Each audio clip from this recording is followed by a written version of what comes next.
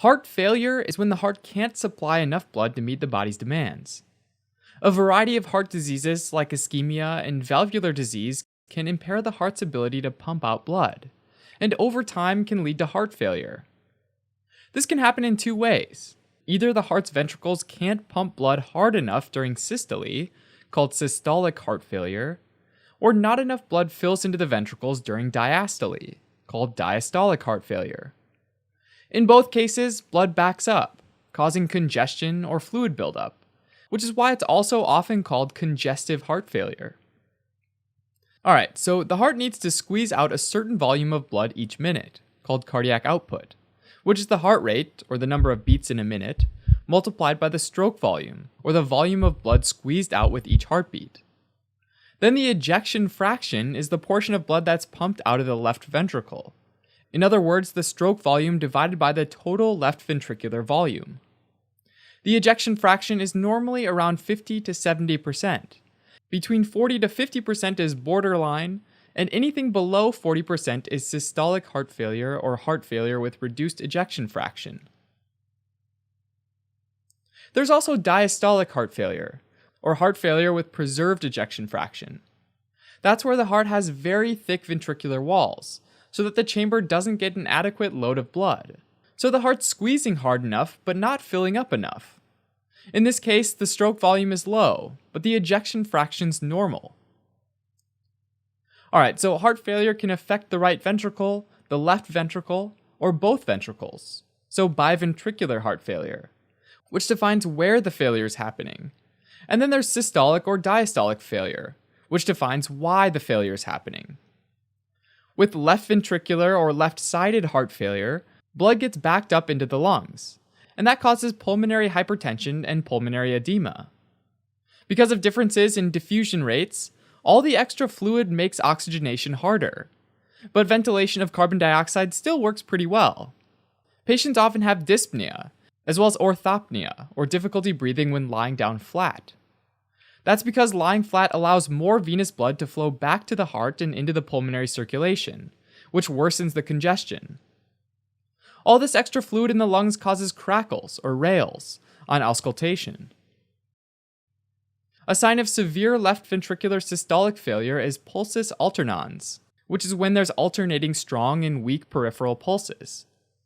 This happens because the ejection fraction is significantly decreased, which in turn causes a reduction in stroke volume, so more blood remains in the ventricle. As a result, during the next systole, the myocardial muscle will be stretched more than usual, leading to an increase in myocardial contraction and a stronger systolic pulse. Now, with right ventricular or right-sided heart failure, blood gets backed up in the body. That can cause jugular venous distension, which can be seen with the patient sitting at 45 degrees as the jugular vein having a fluid wave that represents the filling level. Normally, it should be less than 3 centimeters vertical height above the sternal angle, but in heart failure, it goes higher than that. Blood can also back up into the liver and the spleen, and both can get enlarged. Excess fluid can also move into the interstitial spaces near the surface of the liver and the spleen, and collect in the peritoneum, causing ascites. Finally, fluid that backs up into the interstitial spaces within soft tissues in the legs causes pitting edema. That's where applying pressure with a finger leaves a pit in the tissues for a few moments. This mostly affects the legs, because gravity causes most of the fluid to pool there. Now, since the ventricles work in series, left-sided heart failure can also cause right-sided heart failure. And more rarely, right-sided heart failure will cause left-sided heart failure as well, since the backing up of blood in the venous system will affect the arterial system over time. So patients often develop signs of both right and left-sided heart failure.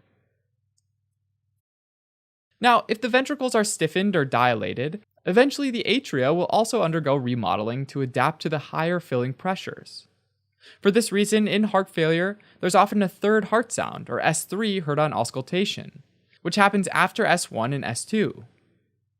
Finally, in advanced heart failure, there's decreased tissue perfusion leading to a resting sinus tachycardia, as well as cool, pale, sometimes cyanotic extremities, and diaphoresis, or excessive sweating due to hypotension, as well as narrow pulse pressure due to the drop in ventricular stroke volume.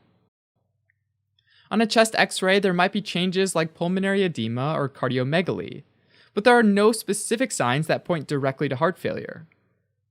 On an ECG, there might be clues about the underlying cause of heart failure, like an arrhythmia or evidence of coronary artery disease.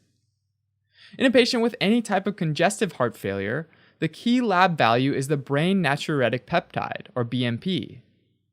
A BNP level above 400 picograms per milliliter is typical in heart failure. Between 100 and 400 is borderline, so further testing needs to be done, and below 100 is unlikely to be heart failure. BNP levels can also be used to monitor a response to treatment as well. Echocardiography is then done to confirm the diagnosis of heart failure. It can estimate the ejection fraction, as well as measure ventricular wall and chamber size, which helps distinguish systolic versus diastolic heart failure. It can also assess the heart valves and estimate the pulmonary arterial pressure, to help identify causes and effects of the heart failure. Finally, a cardiac catheterization is the insertion of a catheter into a chamber, valve, or vessel of the heart. This can be done to measure the pressure in the chambers, study valvular function, and can be used to inject contrast media into the ventricles to perform ventriculography, which measures the ejection fraction. In addition, a coronary angiogram can be done to assess the coronary circulation to look for evidence of myocardial ischemia. After diagnosing heart failure, it should be classified. A widely used classification schema is from the New York Heart Association and is adopted by the European Society of Cardiology. There are 4 classes. Class 1 patients experience symptoms like dyspnea only after extreme exertion. Class 2 patients get symptoms from moderate exertion. Class 3 patients get symptoms from mild exertion. And Class 4 patients get symptoms at rest. In terms of treatment, right-sided heart failure is treated similarly to left-sided heart failure, especially because it's often a result of left-sided heart failure. Long-term management of heart failure includes management of underlying associated conditions, as well as lifestyle modifications, medications, and in some cases, using a device. Associated conditions include hypertension, ischemic heart disease, valvular heart disease, diabetes, thyroid dysfunction, and rheumatic fever. Lifestyle modifications include not smoking, not drinking alcohol, reducing sodium intake, and maintaining a healthy weight. The goals of medications are to improve symptoms, slow or reverse deterioration in myocardial function, and reduce mortality. Medications are given according to the New York Heart Association class. All classes must reduce sodium intake to less than 2 grams per day, and fluid intake to less than 2 liters per day. This helps reduce blood volume and pressure, which in turn reduces the heart strain. Additionally, all classes get a beta blocker and either an ACE inhibitor or an angiotensin receptor blocker, or ARB, if a patient develops a chronic cough from the ACE inhibitor. With each increase in class, we add another medication to the treatment. Class 2 patients also get either a loop diuretic like furosemide or a thiazide diuretic like hydrochlorothiazide to further reduce the fluid overload and relieve congestive symptoms. Class 3 patients also get aldosterone antagonists like spironolactone, or a combination of isosorbide dinitrate and hydralazine as vasodilators, to lower the blood pressure. Finally, Class 4 patients also get inotropes like digoxin, which increase the strength of heart muscle contractions, and should get a heart transplant if possible.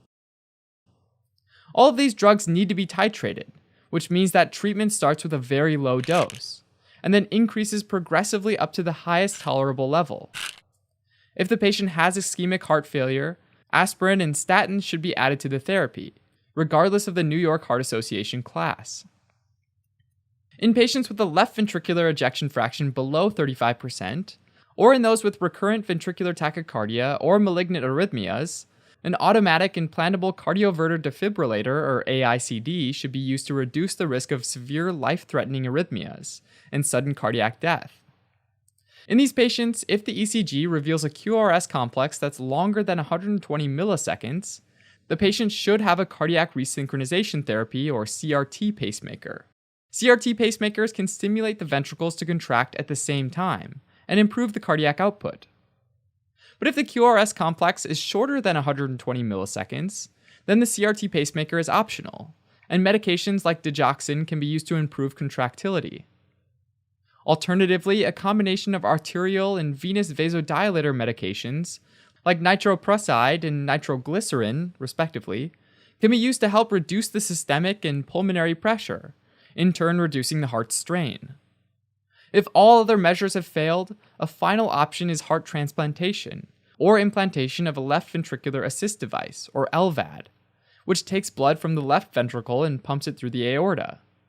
An LVAD can offer temporary relief for patients waiting for a heart transplant, or be a permanent solution for others.